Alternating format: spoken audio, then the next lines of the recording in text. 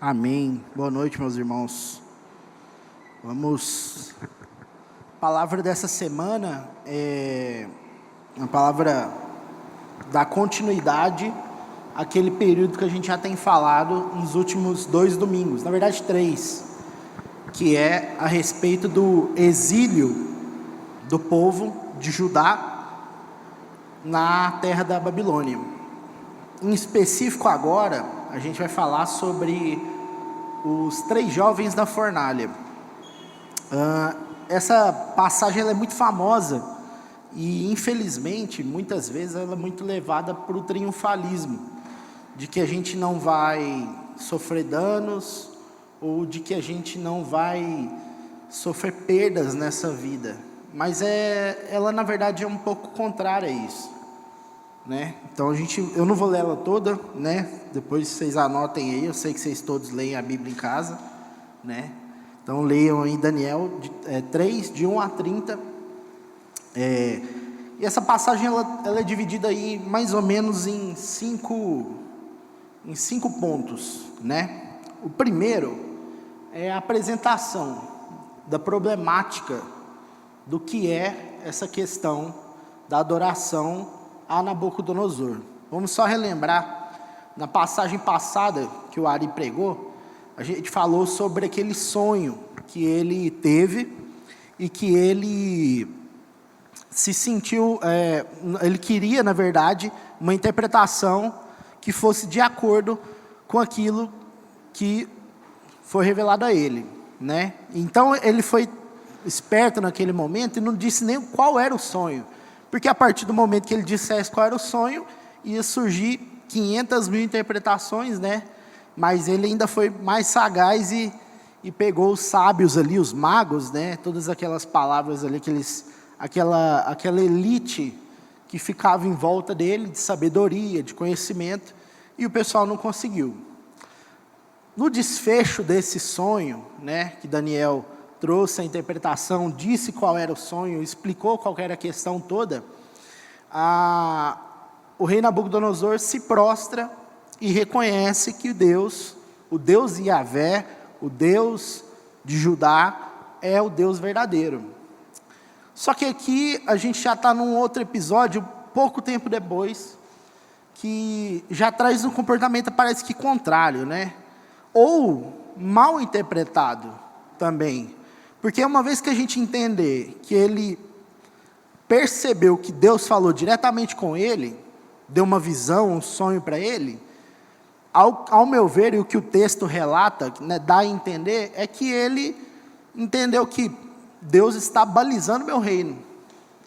E a partir disso ele entende, então, eu vou fazer uma estátua de ouro para mim, de 25 metros, vou colocar em cima do monte, e ela vai refletir ali a luz do sol, para todos que chegassem na Babilônia e vissem de longe o que era a grandeza do reino da Babilônia e do seu rei, né, Nabucodonosor.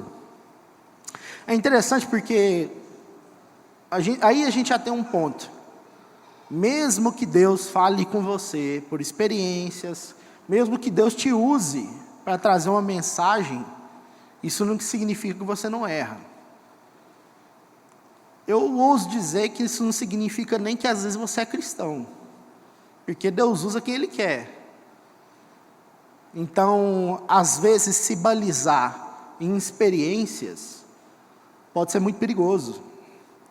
A gente sempre fala aqui que o maior fundamento da igreja sempre foi sua palavra. E isso nunca mudou, né?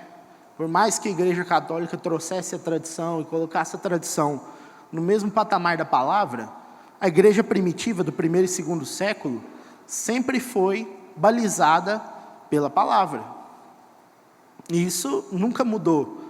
Depois da reforma, a gente só relembrou esse princípio, que era o de verificar se as nossas tradições estavam de acordo com a palavra. E se aquilo não fosse de acordo com a palavra, ou até contrário, se fosse contrário, a gente descarta. Se não for contrário, é usos e costumes. Normal em várias igrejas, né? A gente tem tantos contextos aí, e aí os usos e costumes entram dentro disso. Mas falando um pouco mais sobre a questão de Nabucodonosor, que a gente estava dizendo. Ele, não necessariamente por Deus ter falado com ele tinha um caráter mudado, teve o caráter mudado. Ele não era um justo. E é importante a gente colocar isso. Porque a partir do caráter dele não transformado, ele trouxe uma interpretação para si mesmo de que ele, ou Deus, estava balizando o reinado dele, a soberania dele. Então ele faz essa estátua. E impõe, a partir de um decreto, que essa estátua deveria ser adorada quando se tocasse os instrumentos. Então, o texto chega a ser um pouco até repetitivo. Ele fala de um monte de instrumentos, né? Gaita de fole, não sei o quê. Então, quando tocasse esses instrumentos, vocês, ou quem tivesse ali na cidade, deveriam adorar a estátua. E aí a gente tem 3 jovens de Judá que não se dobraram perante aquela adoração à estátua. E isso gera ira para o rei Nabucodonosor. Eu não sei, gente, se é Nabucodonosor ou Nabucodonosor. Eu sempre fico nesse meio do caminho, tá? Então, às vezes eu vou falar um, às vezes eu vou falar outro, mas vocês entendam quem eu estou falando. Então, atribuídos de uma coragem, de uma ousadia, de uma confiança baseada na fé que os jovens tinham, Sadraque, Mesaque e Abidnego, né? Ou Ananias, Azarias e Misael, acho que é isso, né? Eles trazem essa contrariedade à ordem que Nabucodonosor trouxe. Eles falam: eu não vou adorar você. E aí o rei fica irado, né? Ele fala assim: como pode? Com que ousadia você, um exilado, praticamente um escravo, por mais que estivesse na corte e fosse da elite, você não tinha essa liberdade toda.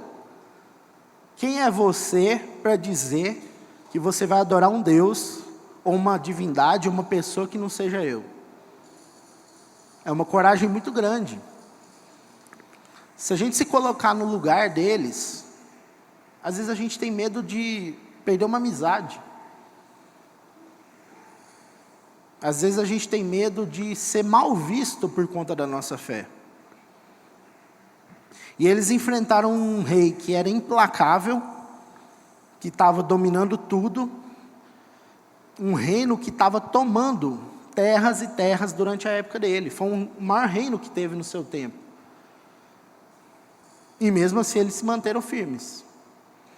E é interessante porque eles dizem: nosso Deus pode nos livrar, mas ainda que não nos livre, nós não vamos nos dobrar diante de sua estátua. E aí já tem uma mudança, porque na maioria das vezes que eu particularmente vejo e percebo esse apontamento dessa passagem, é sempre falando que Deus vai te livrar. Pode entrar na fornalha e Ele vai te livrar. É quase uma certeza. É uma convicção. Entra na fornalha, às vezes é até imprudente. Às vezes eu percebo falas, né? Eu digo porque eu já vi muitas vezes essa palavra sendo pregada e sendo colocada de maneira até imprudente. Fala assim: se coloque no perigo que Deus vai te tirar. Mas não é isso aqui que os 3 jovens estavam passando. Na verdade, eles só estavam firmes na convicção deles. E se fosse para eles morrer, eles iam morrer fiéis ao Deus que eles serviam. E aí a gente vai entendendo um pouco mais do que era essa convicção inabalável que os servos de Deus, também nós, deveríamos ter, e eles têm, em Deus. E nesse ponto o rei fala: beleza, vocês não vão adorar, eu vou fazer com que o castigo de vocês seja exemplar. né? Ele até fala que quem não se dobrar, que ia tornar a casa dessa pessoa escombros, ia, né, colocar na fornalha. E aí ele fica tão irado que ele manda aumentar o fogo, né, várias vezes a mais, colocando lenha, né, coisas ali para aumentar o fogo. Tanto é que as pessoas que jogaram, os soldados que jogaram os jovens no fogo, na fornalha, morreram. Eu falei, mas sexta-feira a gente foi fazer uma vigília e tinha uma fogueirinha de nada no meio da gente ali. E só de ter uma fogueirinha de nada, o calor já não deixava a gente chegar perto. Eu lembro uma época que eu era de uma outra igreja, e a gente fazia encontro com Deus, e adolescente, sei lá, 15, 16 anos, e a gente tinha a loucura de fazer as maiores fogueiras possíveis que a gente conseguisse. E uma vez a gente fez uma fogueira, eu chuto que uns 4, 5 metros de altura. A gente pegou tudo quanto era palha de coqueiro e botou em cima assim. E aí chegava a hora de você jogar seu pecado na fogueira, né? Só que ninguém conseguia chegar perto. No raio ali de 5 metros, não tinha quem conseguisse passar mais. Então imagina se para nós, fazendo um fogo no ar livre, era difícil chegar.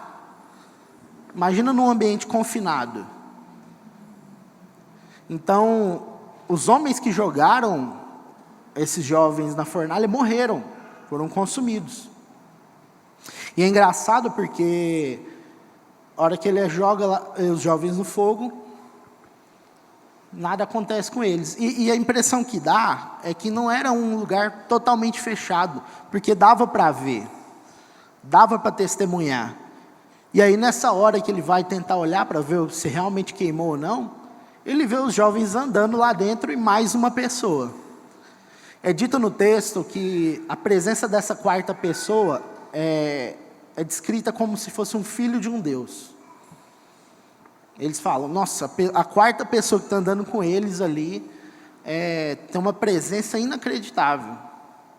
É algo de outro mundo. E a gente sabe muito bem, né, olhando ali retroativamente, entendendo que Cristo sempre esteve na história de Israel e de Judá, que era o próprio Cristo caminhando com eles. E isso tem uma simbologia muito forte. Porque não só Deus os livrou, mas como Deus queria passar uma mensagem, que mesmo na fornalha, Ele está com você. Mesmo nas situações adversas, Ele permanece com você. Muitas vezes a gente vai ter esse sentimento ruim, e a gente não quer passar dificuldade nenhuma, todo mundo aqui quer estar bem, né? A gente lembra daquele versículo, né, que a gente vê muito em carro, aí tudo posso naquele que fortalece, né, de Filipenses 4:13.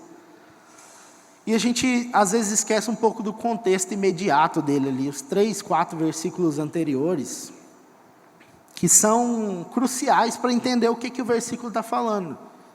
Paulo fala que ele aprendeu a viver na abundância e na miséria. Aprendeu a viver vestido ou viver nu. Ele sabe se colocar em qualquer lugar. Aí, a partir disso, ele diz, tudo posso naquele que me fortalece. Ou seja, eu já vivi muita coisa. A partir de agora, eu já entendi quem que é meu Deus. Não é, esse versículo não é um superpoder que a gente tem, uma invulnerabilidade a problemas. E a gente vai colocando essas coisas na nossa fé, criando um Deus particular, como se fosse um super-herói. E aí, no fim das contas, quando as coisas dão errado, a gente se vira contra Deus. E a gente fala, pô, mas você me prometeu que eu podia tudo quando você me fortalecesse. A gente tem que buscar a palavra na sua integralidade. E é só a partir dela que a gente conhece a Deus. Muitas vezes a gente vai se ligando a versículos soltos, passagens isoladas, esquecendo os contextos, esquecendo as ligações que fazem com que a Bíblia seja a palavra de Deus, e a gente monta um Frankenstein para nós. A partir das nossas carências, a gente olha para Deus e fala: Deus, está escrito na sua palavra que eu não devo temer, então eu vou fazer.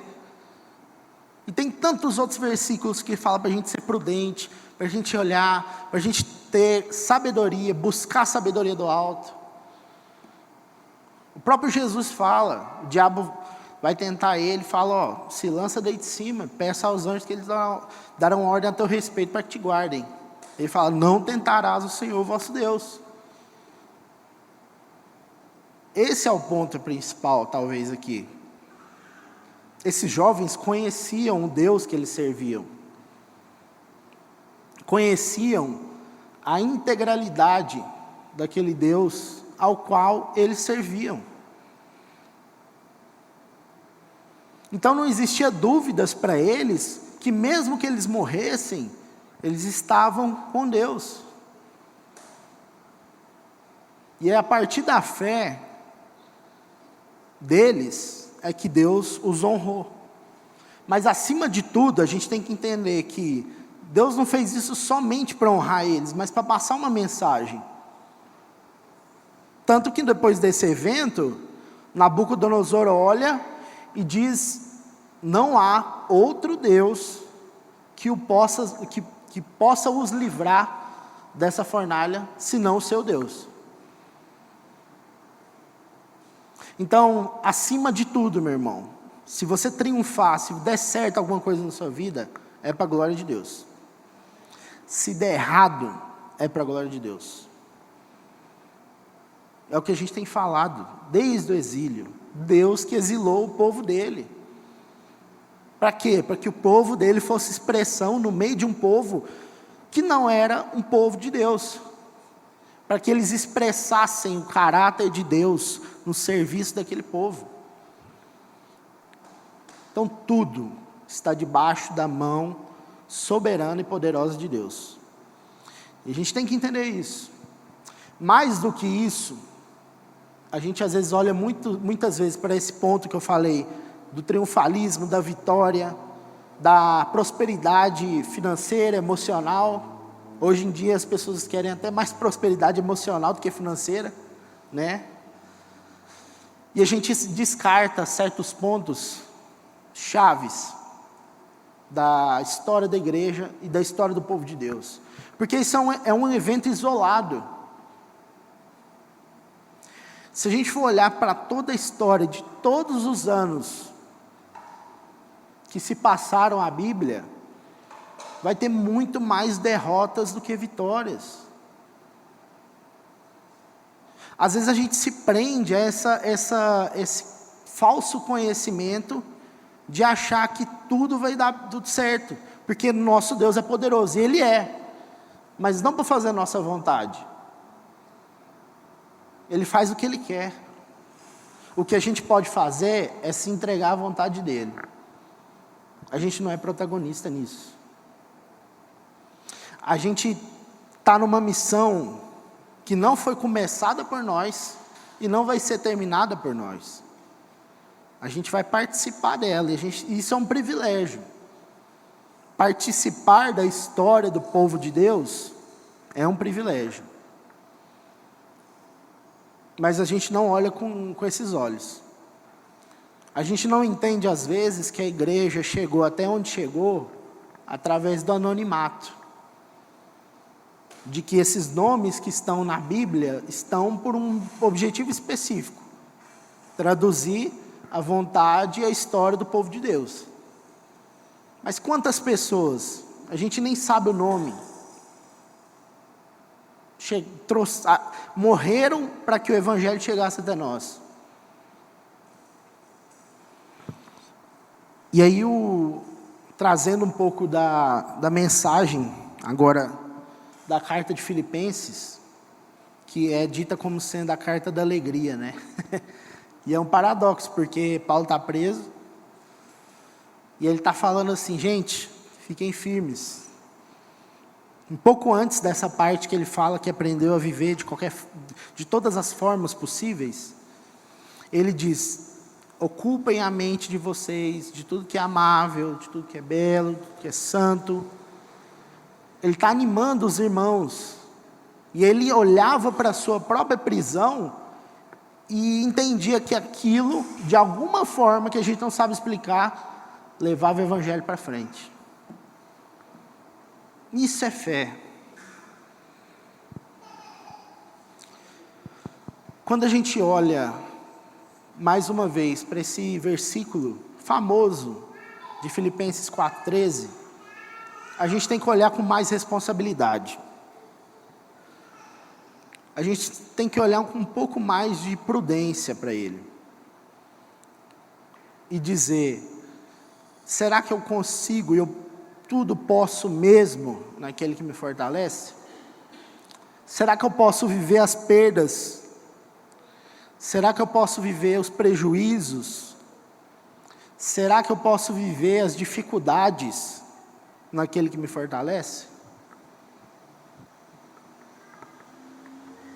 Se a gente olhar para a igreja hoje no Brasil, ela vive um contexto bem privilegiado, viu?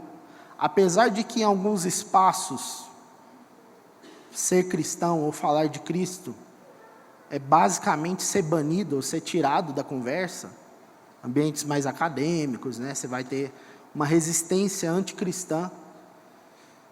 Em modo geral, a gente pode se reunir num prédio, a gente pode ir por uma praça, a gente pode fazer eventos, né? Mas existem irmãos que não têm isso. E aí quando a gente olha para países onde existe uma perseguição declarada e cruel, a gente às vezes acaba se sentindo mal, porque a gente fala: a gente não está vivendo a nossa fé da maneira correta.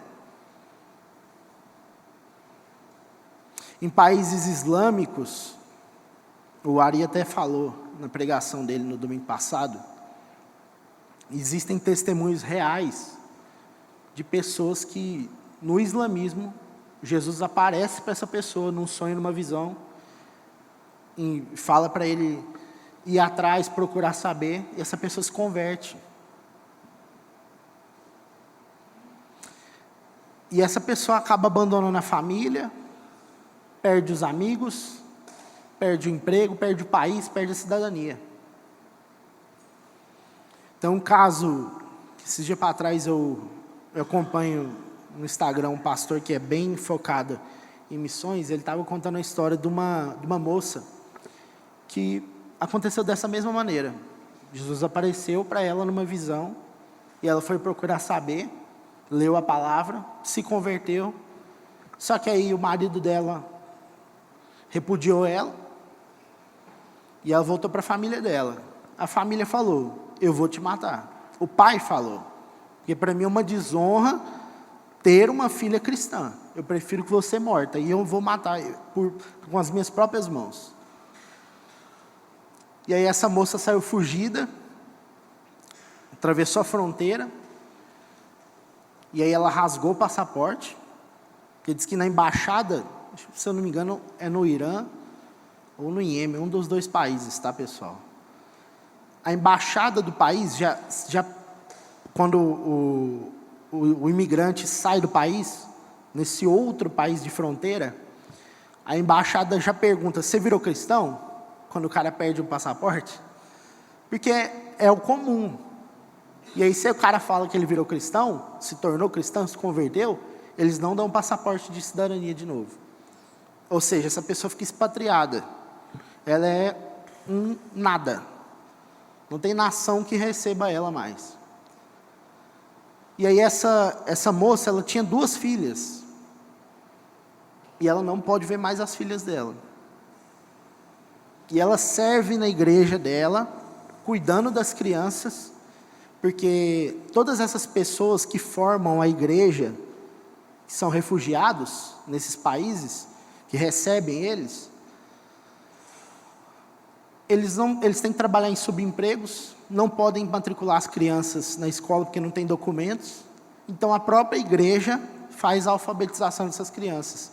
E essa moça que se converteu, tendo uma visão de Cristo, ela alfabetizava essas crianças. E aí esse pastor que estava contando esse caso, ele falou: mas por que você faz isso? Por que você entrega a sua vida dessa forma? Ela falou: eu perdi 2 filhas, 2 crianças, mas Deus me deu 40. E igreja no subterrâneo, não pode ser aparente, né? Então, às vezes a gente vive muito confortável. A gente fica com raiva de Deus porque Ele não deu as coisas que a gente quer, os brinquedos que a gente quer. Não deu a nossa promoção que a gente acha que merece. Às vezes a gente se volta com Deus porque a gente, às vezes, até conhece a vontade dEle, mas se vira contra ela.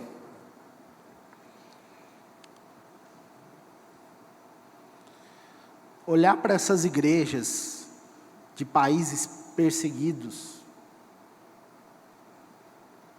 torna a nossa fé um pouco mais próxima do que ela deve ser. Não sei se vocês acompanham a igreja acho que é Nigéria.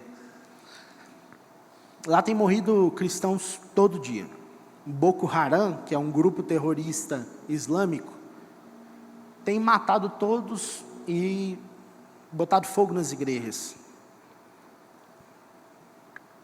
E eu estou falando isso aqui para chocar mesmo. Eu quero que você reflita se o seu compromisso com Deus está sendo verdadeiro.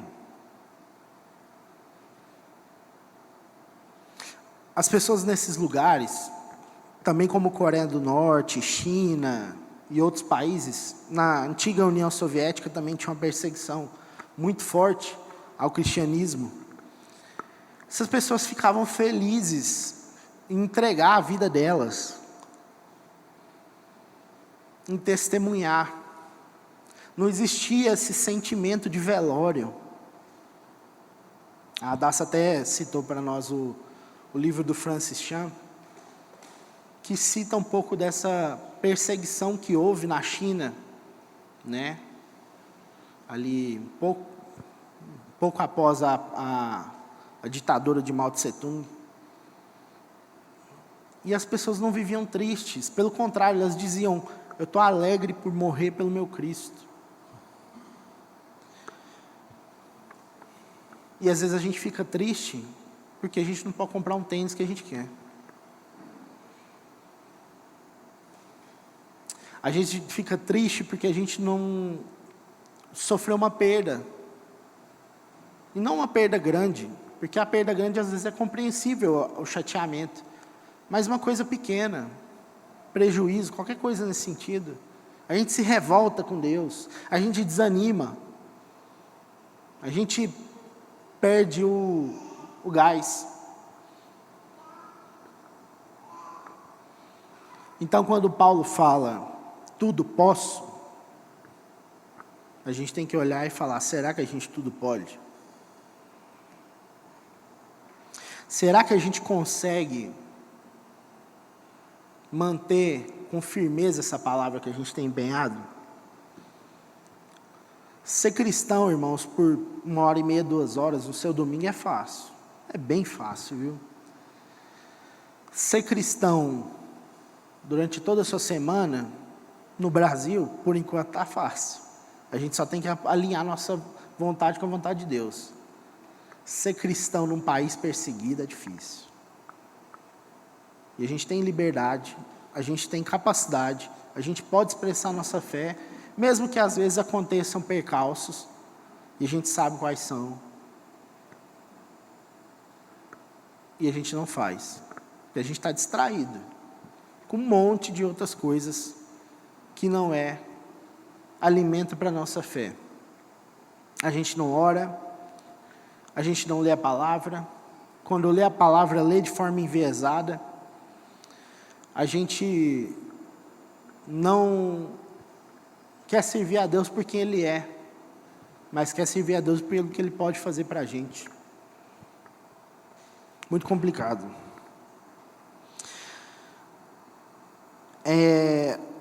Voltando aí à nossa passagem, a fidelidade dos três gera um decreto na Babilônia que glorifica a Deus.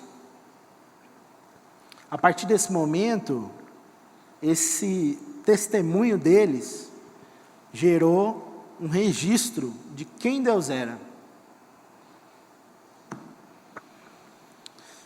Então, meus irmãos, muitas vezes você vai ser desafiado a dar um passo a mais na sua fé. E eu peço a Deus que Ele fortaleça você. Não tenha medo. Você vai sofrer perdas, você vai sofrer perseguições, mesmo que sejam pequenas ou grandes, não sei. Mas Deus está com você. E é muito interessante porque a gente está no domingo de ceia, né? E a gente tem 2 sacramentos na palavra deixados por Jesus, que são os sacramentos que a igreja protestante segue: batismo e a ceia. É interessante porque no começo da igreja, no 1º e 2º século, esses sacramentos não podiam ser feitos, não podiam ser livremente executados como a gente faz hoje. Ou seja, quando você se batizava, você estava declarando abertamente que você poderia ser perseguido a partir daquele momento. E era isso mesmo. E os batismos eram públicos, não eram escondidos, porque era uma declaração de fé. Eu estou me batizando, eu estou nascendo de novo, estou entregando minha vida a Cristo, e eu sofro a perseguição que eu tiver que sofrer. É interessante porque, mais uma vez, como eu disse, a gente se envergonha do Evangelho. Numa decisão que às vezes a gente tem que tomar no trabalho, numa decisão que às vezes a gente tem que tomar no nosso namoro, a gente fica pensando: o que vão pensar de mim? E a gente valoriza a opinião dos outros em detrimento à opinião de Deus. Na verdade, a opinião de Deus é a verdade, viu, gente? Não tem nenhuma dúvida sobre isso. Se você tiver que se alinhar a alguma verdade, se alinha à verdade absoluta, que é Cristo. Qualquer outra não vai te tirar do inferno. Ou não te tira do inferno. Não te faz nascer de novo. E eu, já emendando aqui, né, na parte da ceia, queria falar sobre a passagem de Emaús, né? A gente até cantou ela hoje. E ela tem um aspecto muito legal. Ela é uma palavra que fala de ceia e fala também de desânimo. Os discípulos estavam caminhando, né, ali, indo para Emaús, que é uma aldeia perto ali de Jerusalém, e desanimados. Assim, completamente perdidos. Jesus morreu. E agora?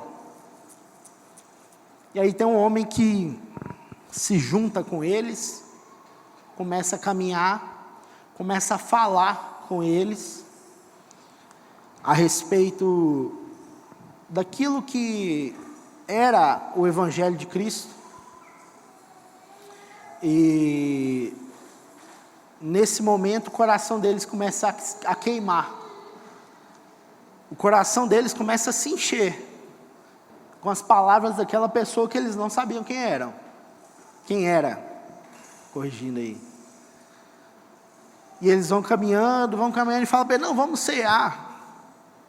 Vamos lá, a gente vai cear. Vem junto com a gente. Vem participar, sentar na mesa com a gente. E é interessante porque mesmo o coração deles queimando pelas palavras, e eles pensando e falando entre si, nossa, o jeito que esse cara fala é diferente, tem algo nele que eu não sei explicar. Cristo decidiu não se revelar naquele momento. Ele só se revela quando ele parte o pão na mesa. É simbólico demais isso.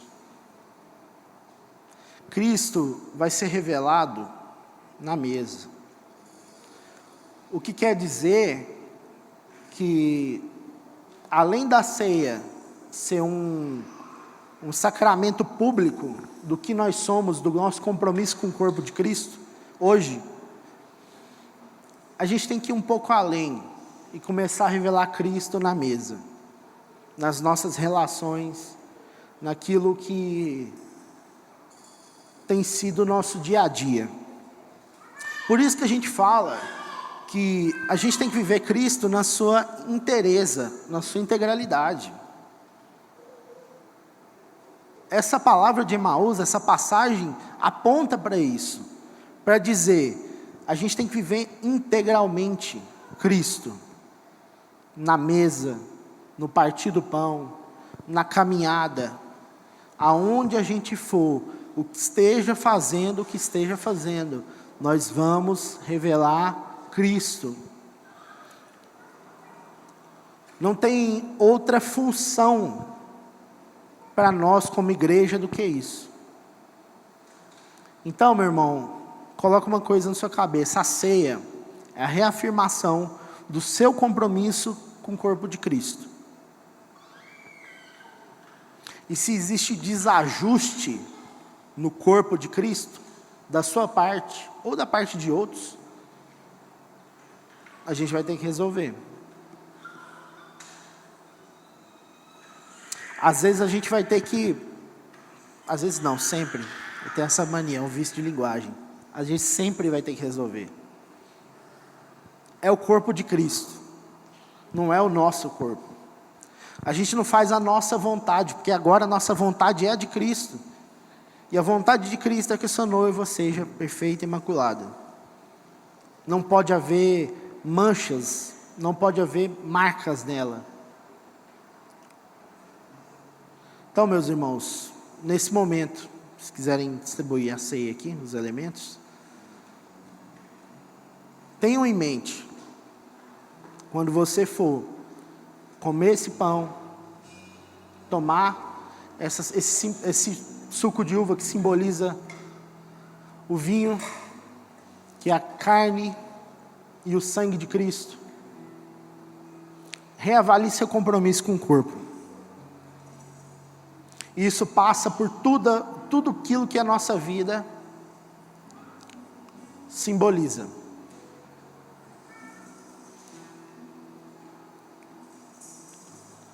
Olhando para a palavra que a gente viu hoje,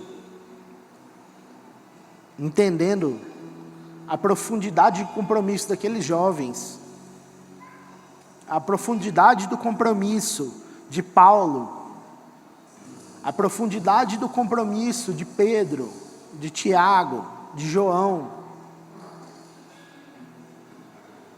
a gente tem que se reavaliar.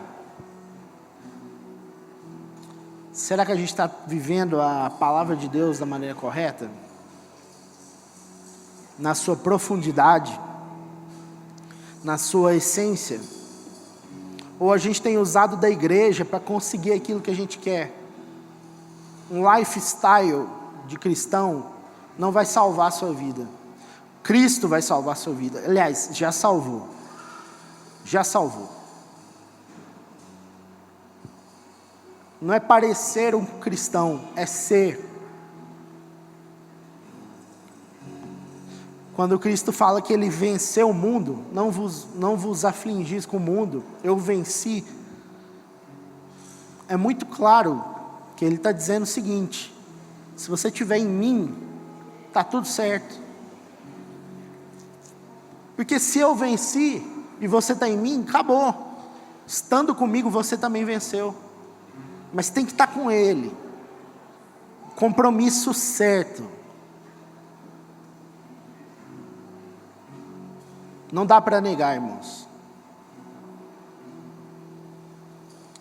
Então vamos nos colocar de pé. Vou orar aqui para que a gente...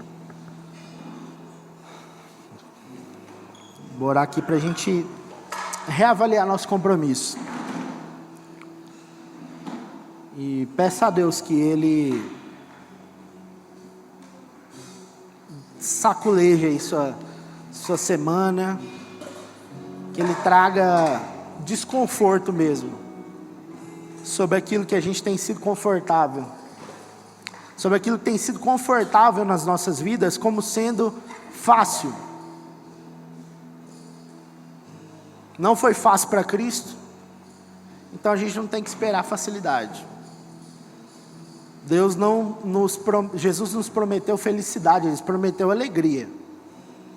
Felicidade é um conceito moderno, tá?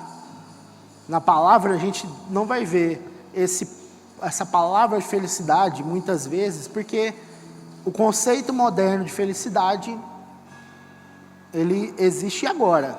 Daqui 20 anos pode mudar. Daqui a 50 anos pode mudar. E há 100 anos atrás era outro. Mas Cristo não mudou. Amém? Deus, nós nos colocamos na Tua presença aqui, Pai, para entregar nossa vida a Ti, Senhor. Nos ajuda a reavaliar esse compromisso, de fato, com o Teu corpo. Nos ajuda, Senhor, a entender a profundidade do que é pertencer a Cristo. Não deixe que a gente torne barato o sangue derramado na cruz. Não deixe a gente se enganar sobre quem o Senhor é, mas que a gente possa viver de maneira sincera e coerente com aquilo que o Senhor é. Independente do contexto que a gente esteja, em abundância ou em miséria, ou mais ou menos, independente dos sentimentos que passem na nossa mente, que o Senhor possa nos ajudar a nos lembrar quem nós somos no Senhor, Pai. Em nome de Jesus, nós oramos a Ti, Senhor, sobre esse pão, representa a Sua carne, Pai, que é partido por nós, Pai. E o Senhor disse para a gente fazer isso em memória de Ti. Que a gente possa, toda vez que comer esse pão e beber desse cálice, dar um passo a mais para dentro do Seu corpo. Dar um passo a mais para dentro do Seu exemplo como homem aqui na terra, Pai. Em nome de Jesus, é o que eu te peço encarecidamente, Senhor. E já te agradeço, porque o Senhor é nas nossas vidas, Pai. Amém. Pode comer o pão.